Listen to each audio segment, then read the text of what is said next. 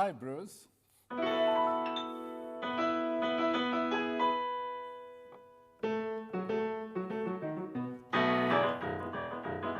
Good to see you, Carlo. Mozart time. Yeah, it's time for Mozart. Wolfgang, yeah. So, I know you're playing the B-flat sonata, the one that has this last movement. Yeah. And it's a great example, as are almost any piece by Mozart. They're so, like, real. They're like human beings talking in a play. I always think of Shakespeare, you know, because it feels like he's captured the resonance of real life, the way people relate to each other. So, you know, it starts off with a conversation. If you play the opening, it sounds like a rational, calm conversation.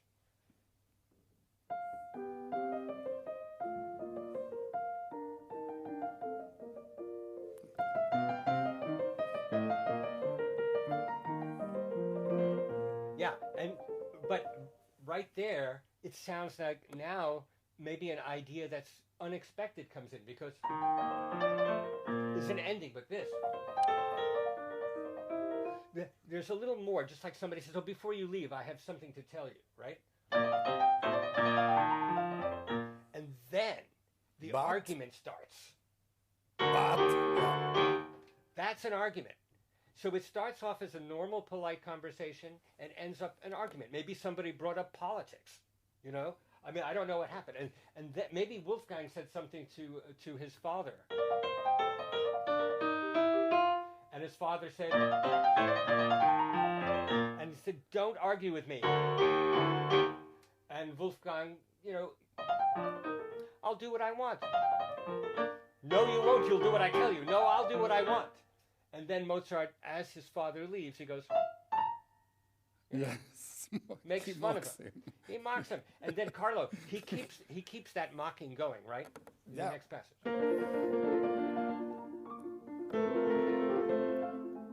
Yeah. So you get the argument all the way through. And then what happens later is brilliant, because this thing, which he keeps and inherited from Haydn, it's kind of a charming, mocking thing. Yeah. Then Haydn, you speak about. Yeah. And he does it's very this. Haydn-esque. There's also a string quartet of Haydn where that exact kind of thing happens quite a few times, and it fills silences. But then, in the middle of this one, there's that great moment.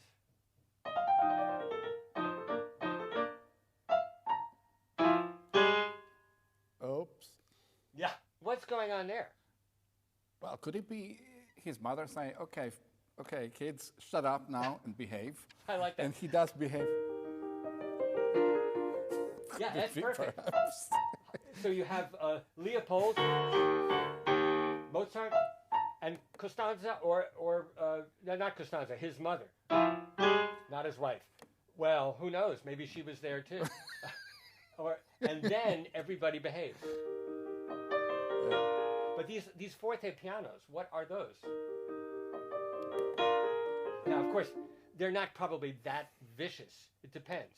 If you put this on stage and use characters to act it out, you could have Mozart arguing with Leopold, and you could have Mozart's mother or sister or wife come in, and it could be a great little drama with words, perhaps. But this,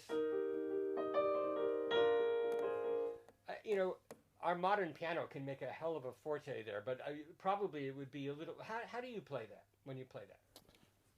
I have double notes. I use it like a descending. Yes. Oh yeah, that's good. So this turns into this. Yeah, that's good. And you know, some people, some scholars, namely Badura Skoda, my good friend, and I should say also my mentor, he also claimed that this FP forte piano really meant basically either a sforzando or a diminuendo, not exactly forte followed by piano, because a sforzando is actually theoretically, also perceptually, a forte followed by a piano, but it's more a condition, an expressive condition. And that what follows, actually.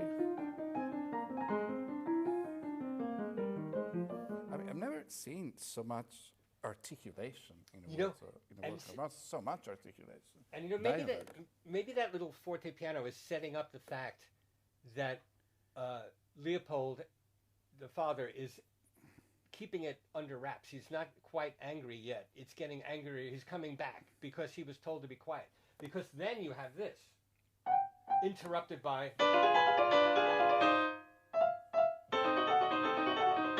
So that's a very strange thing, because this could go right into something else.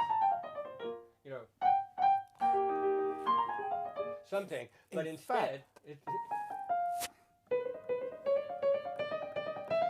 He keeps using this minor second, upward minor second. Yeah, he keeps mocking, of course. And it's all minor seconds. See, this is the consistency. You see, I don't know about you, but I just found out right now, I confess, the unity of this passage, thinking of this mocking mechanisms, mocking ability, and that is Mozart. That, you know, the more you study, the more you find. But it all sounds as, and I would like to mention the anxiety of influence of my hero Harold Bloom. As it doesn't feel as if he was trying too hard, you know, to come to terms with his predecessors, or he didn't have time. Something new. Yeah, I agree. He didn't. Mozart was so involved in music itself, not himself. He wasn't thinking about his own place in the world other than trying to get a job or a commission. He was really totally immersed in music, thinking of it all the time. In fact, to the point where once a doctor told him in order to feel better, he should maybe take a break from composing. He was composing night and day. He said, maybe you should play some billiards. So Mozart did play various games, but during the billiard games, he was working on Don Giovanni. So he never stopped. He never stopped. You know, but it's that interruption that makes it feel so real. You know, Haydn did this too, as things would get interrupted, and they would often be humorous and shocking. But with Mozart, the interruptions feel like real people talking. And one of the reasons we still love Mozart's music, and it's so accessible and also so profound, is because it's so realistic to our daily lives. We hear real life conversation, real life arguments, real life personalities, even in some ways just as much as in an opera, in a piano sonata. In every piece he wrote has this operatic, theatrical kind of texture and structure, the way structures emerge spontaneously in real life from the way we relate to each other. He captured that sense perfectly, probably better than anyone ever has. And so you could take a piano sonata movement and give it words, and you'd have a Mozart opera, because every piece has the sense of drama in it. In fact, that's one of the reasons, instead of a piano puzzler, I decided to use this interruption dialogue thing to create a little piano puzzler lesson. Right. Now, okay, people take notes. Okay, tell us.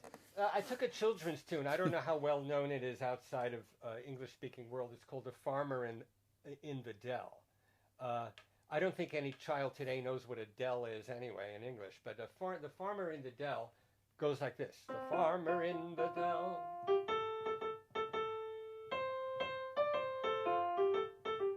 It's just the farmer in the dell, the farmer in the dell, and then nonsense words. Hi-ho, the dairy-o, the farmer in the dell. So that doesn't ever go to the dominant. Every classical piece has, in a normal sense, has that kind of narrative structure of going to the dominant. So I had to do that. So the first thing to create this tune as a piano puzzler in the style of Mozart is to go to the dominant.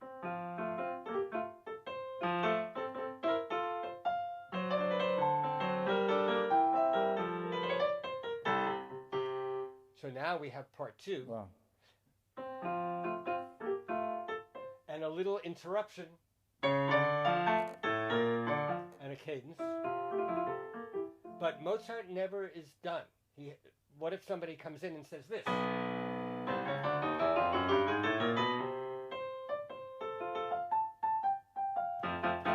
That last bit. Well, that's a parallel period with those little asymmetric extensions by Mozart, plus a post-cadential addition. That's yeah, right. It makes total sense. I don't know how you can do this, Bruce. Well, now that you've said the technical, since you've said the technical words, let's explain that. You have a parallel period means that you have a sentence, or like a phrase.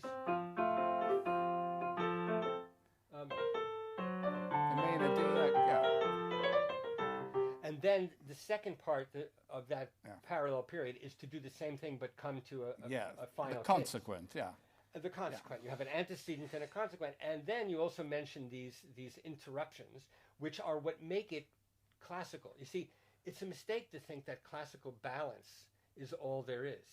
In classical music, Haydn, Mozart, and Beethoven, and Schubert, but each in a different way, extending this concept, interruptions, detours, going off on a tangent, talking about something else the way we do in real-life conversation is embedded in the music.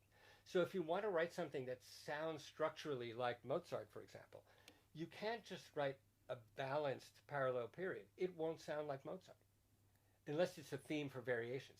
In order to sound like Mozart, you have to do something surprising, unexpected, interruption, just like real life, where you're working on something and your child comes in the room and says, I need to have something to eat, and you say, I'm working. That's Mozart. Or the Leopold comes in and says, will you stop composing? There's somebody here who wants you to play the piano. I mean, whatever it is, you have to get interrupted. And that interruption, the subversion of the form, is the essence of the form. That's what's ironic about it. Indeed. Yes, and it sounds absolutely perfect. It sounds as... Oh, maybe I should play this. I should play it straight through. I never did. Here's the Farmer and the Dell in the style of Mozart.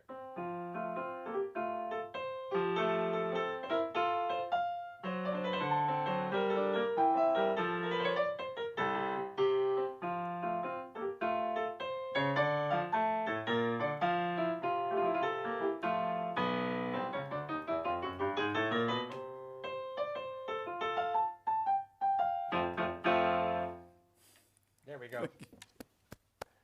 Bravo. Thank you. What a treat. What a treat. I don't know. Now I'm wondering what you will pull out of your hat. This is my sentence. It's my motto when we speak about Schubert. I'm looking forward to that. I mean, Schubert, you know, when you mentioned the anxiety of influence, Schubert really suffered from that. So we'll be talking about that, because he was obsessed with the fact that he was living at the same time as Beethoven. And then he only lived 1 year longer. But he was his heir, but I don't feel any anxiety of influence in Mozart. No. I think I should say perhaps sometimes in Scarlatti, when he's actually writing a sort of Venetian concerto, maybe. Because he also had a father, Alessandro, who wrote very good toccatas, was not just an operatic composer. But in Mozart, never. You know, not every composer has that problem. I mean, Bach did not have that. He had almost the opposite, which is that he took everything that came before him and made it his own. He took the counterpoint of the Renaissance, and he took Italian Baroque music like Vivaldi, and he took every influence that there was and used it and studied it and made it mastered it. Yeah, and made it part of a new vision. And Stravinsky almost had an obsession with influence, you know, after he got through kind of the Russian period where he was influenced primarily by his teacher Rimsky-Korsakov, but also Mussorgsky and others. He deliberately looked at influences, whether it be Verdi or Gluck or Mozart or Bach. He looked at them and used their material in a new way with a kind of strange pleasure, like a master craftsman whose whole life was about influence.